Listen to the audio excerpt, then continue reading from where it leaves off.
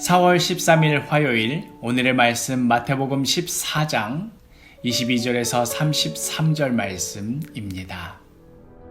예수께서 즉시 제자들을 재촉하사 자기가 무리를 보내는 동안에 배를 타고 앞서 건너편으로 가게 하시고 무리를 보내신 후에 기도하러 따로 산에 올라가시니라. 저물매 거기 혼자 계시더니 배가 이미 육지에서 술이나 떠나서 바람이 거스름으로 물결로 말미암아 고난을 당하더라. 밤사경에 예수께서 바다 위로 걸어서 제자들에게 오시니 제자들이 그가 바다 위로 걸어오심을 보고 놀라 유령이라 하며 무서워하여 소리 지르고는 예수께서 즉시 이르시되 안심하라. 나니 두려워하지 말라.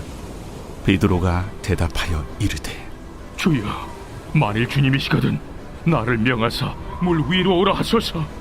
오라. 베드로가 배에서 내려 물 위로 걸어서 예수께로 가되 바람을 보고 무서워 빠져가는지라 소리질러 이르되 주여, 나를 구원하소서.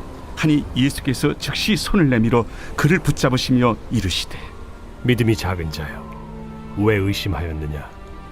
배에 함께 오름에 바람이 그치는지라.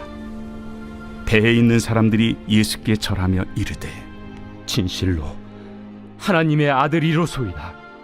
오병이어의 기적, 떡 5개와 물고기 2마리로 5,000명을 먹이신 것까지는 좋았는데 이 때문에 곤란한 일이 벌어졌습니다. 사람들이 예수님을 이전과는 다른 시각으로 바라보기 시작한 것입니다. 이제 저분만 있으면 배에 고를 일은 없겠구나. 이 지긋지긋한 가난의 고리를 저분만 있으면 이제 끊을 수 있겠구나 하는 예수님을 어떤 현실 문제의 해결사로 받아들이기 시작한 것입니다. 그리하여서 예수님께서는 지체 없이 그 자리를 떠나십니다. 22절, 예수께서 즉시 제자들을 재촉하사 자기가 무리를 보내는 동안에 배를 타고 앞서 건너편으로 가게 하시고, 어쩌면 제자들은 그 자리에 남고 싶었는지도 모르겠습니다. 사람들이 자신들을 대하는 태도가 달라진 그런 것들을 은근히 즐기고 싶었는지도 모르겠습니다. 그러나 예수님께서는 즉시 제자들을 재촉해서 바다 건너편으로 먼저 건너가게 하십니다.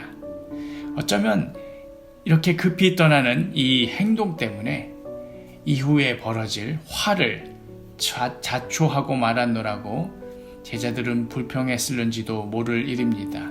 그것은 바로 배가 육지에서 떠난 지 얼마 되지 않아 큰 풍랑을 만난 일입니다.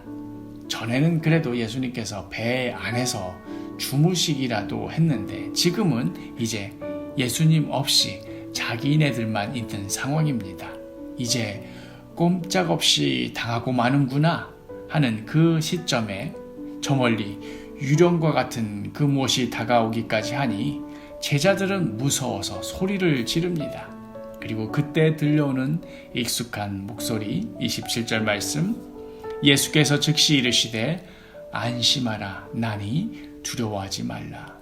그러자 그 정신없는 와중에 베드로가 말하지요. 28절, 베드로가 대답하여 이르되 주여, 만일 주님이시거든 나를 명하사 물 위로 오라 하소서 하니, 그리하여 베드로도 예수님과 같이 물 위를 걷게 됩니다.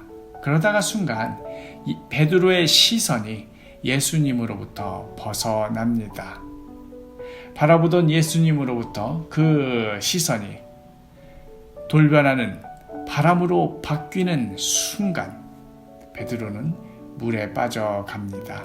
다시 비명이 시작되고 혼란 속으로 빠져 들어갑니다. 31절 말씀, 예수께서 즉시 손을 내밀어 그를 붙잡으시며 이르시되 믿음이 작은 자여 왜 의심하였느냐 하시고, 예수님께서는 물에 빠져가는 베드로를 붙잡아 주십니다.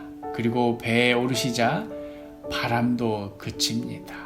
그제서야 제자들은 예수님이야말로 하나님의 아들이심을 진심으로 고백하게 됩니다.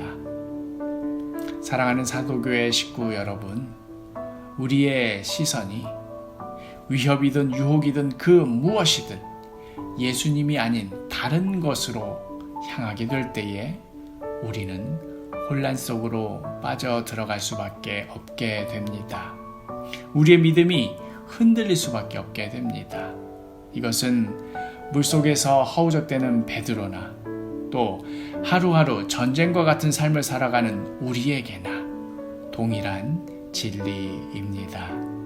우리 모두 오늘 하루도 오직 주님만 바라보며 우리의 시선이 오직 주님께로만 고정되며 살아가는 그러한 복된 하루가 되기를 간절히 소망합니다.